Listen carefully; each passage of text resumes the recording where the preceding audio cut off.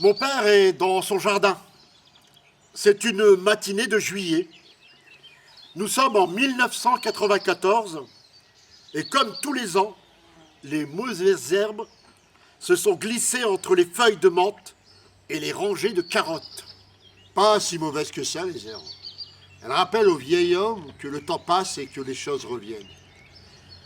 Accroupi dans son champ, il désherbe. Il partage son temps entre son jardin et son Coran. En cherchant bien, il doit bien y avoir une ou deux feuilles volantes sur le parfait jardinier. Moi, je pars demain en colo. Et oui, les bons plans CAF dénichés par ma sœur Anifa m'ont forgé une âme de pionnier de l'éducation populaire. Et depuis, j'arrête pas d'animer. Lui, papa, il part ce soir en Algérie.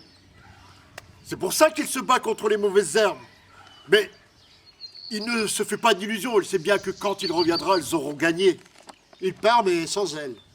Pas faute d'avoir insisté, mais sa belle a perdu le goût du pays et ne jure que par Auchan. Alors, tu viens avec moi? Non, Ou à l'âge, pourquoi? j'ai pas envie. Moi, papa, je pars demain en réunion. Et je lui dis au revoir. Ah, mon petit Hubert, alors viens. Tu peux pas me ramener d'abord chez Simimoun en Belgique? Simimoun, c'est son neveu, le fils de Hamté Mama, la grande sœur, la spécialiste en paléontologie, qui blaguait tout le temps et qui est trop vite partie. Moi, c'est pas ma route, papa. Et j'ai pas le temps. Mais quand tu reviens, je te promets, je te ramène. Ah, tu as de l'argent? Ah, mais oui, j'ai de l'argent. Bah, tiens, allez. Je l'embrasse. Je lui souhaite en mon tour de bonnes vacances et une longue vie. Pourquoi j'ai pas dit Inch'Allah? Abdel, quand je lui ai proposé de le ramener chez Simimoun à son retour, on dit toujours Inch'Allah. Inch'Allah. Parce qu'on ne maîtrise pas le futur, mon père ne reviendra pas. Avril 2016.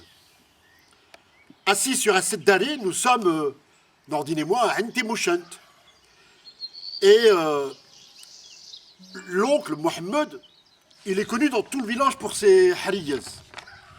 Ce jour-là, on a retrouvé les gestes de mon père. La bouteille de coca et la plume en bambou.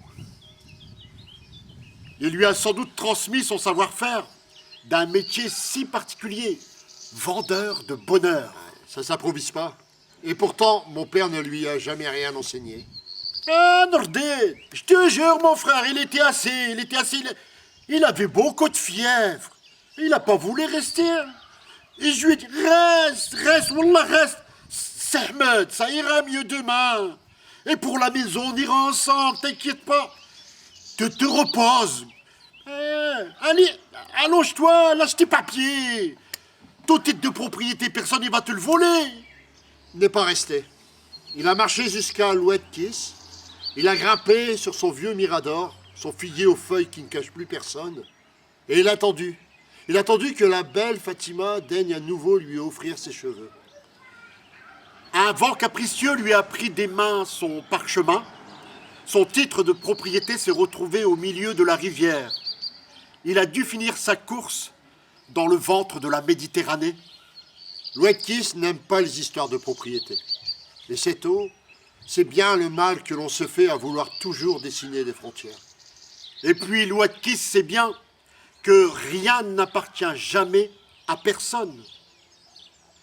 Le pays où tu vis, où tes enfants sont nés, où tes enfants travaillent et projettent et procréent, ce pays tu y vis, mais tu n'y mourras pas.